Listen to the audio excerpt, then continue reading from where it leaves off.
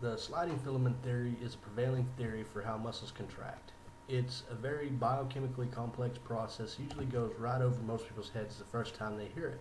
So I created this wingman theory analogy to help the students visualize what is going on at its most basic elements. I hope this helps some people understand this better. So for a muscle fiber to contract, the thin filaments, actin, and the thick filaments, myosin, must get together. The problem is that tropomyosin is blocking the active sites that myosin wants to attach to.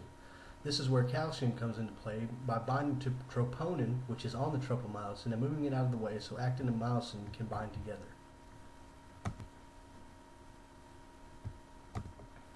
Okay, so these pictures help summarize that, plus the events that lead up to the release of calcium.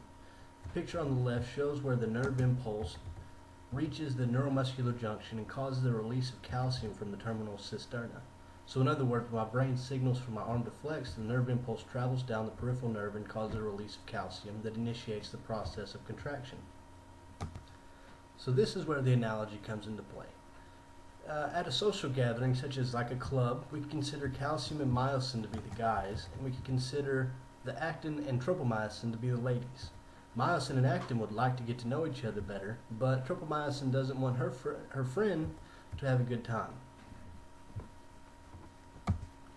So in steps our wingman, calcium. Calcium's job is to move actin's unfun friend, tropomyosin, out of the way so actin and myosin can get together.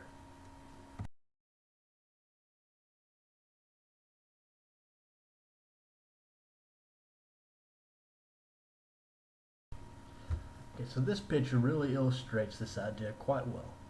Calcium, as you can see in the middle, is willing to help his friend myosin out on the far right, simply by showing tropomyosin a good time. That's what being a real wingman is all about. Thanks, calcium. So to recap, calcium comes to the rescue by moving tropomyosin out of the way so that actin and myosin can bond together. When they do bond together, energy in the form of ATP is released to create a contraction, or what is better known as the power stroke. Thank you very much for listening.